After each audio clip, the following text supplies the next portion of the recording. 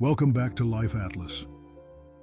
On the map of life that we explore together, there are wide, open highways, but there are also small, winding paths that lead us to the most unexpected places. Today, I want to invite you to turn down one of those little alleys with me, to meet an artisan and listen to the story told by his calloused hands. A story that might just change the way we see our own scars. It was a sweltering afternoon in Hanoi. The golden sun poured down like honey onto the streets, and the air was thick with the sound of horns and hurried footsteps. I was wandering around West Lake, trying to find a quiet corner to escape the frantic pace of modern life. A pace that always demands we be faster, better, and more perfect. And then, as if by fate, I found it.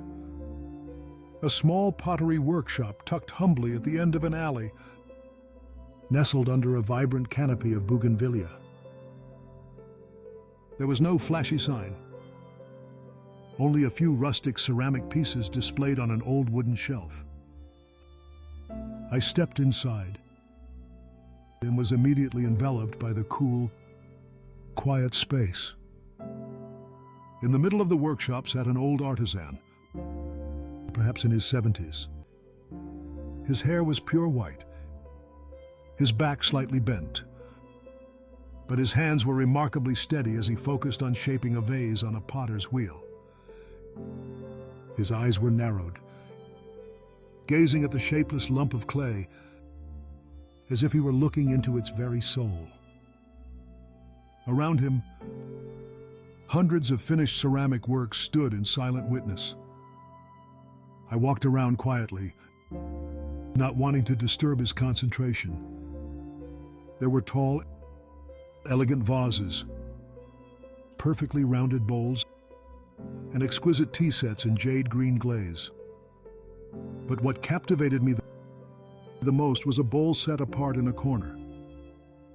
It had a strange glaze, a mottled mix of green and brown, and along its rim was a tiny crack, as fine as a strand of hair. It was clearly a flawed piece. Seeing me staring at the bowl, the artisan stopped his wheel, wiped his hands on his old apron, and slowly walked over. He didn't ask if I wanted to buy it. Instead, he asked a simple question. "What do you think of it?" I was a bit flustered. "Well, it has a very unique glaze, but I see it's cracked." The old man smiled kindly, a smile that erased all distance between us. He picked up the bowl, turning it gently in his sun-weathered hands. People often think a crack is a sign of failure, a mistake to be discarded. But to me, sometimes it's what gives a piece its soul. He continued, his voice as warm and deep as the sound of earth baking in a kiln. To become this bowl, a lump of clay has to endure the pressure of my hands, spin hundreds of times on the wheel, and then withstand the heat of 1,000 degrees in the kiln for days. This crack, he pointed to it, is a trace of that journey. It is not a mistake. It is a story.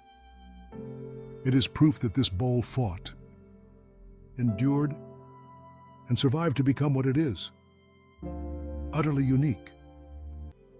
I was speechless. His words felt like a cool stream of water flowing into my parched soul.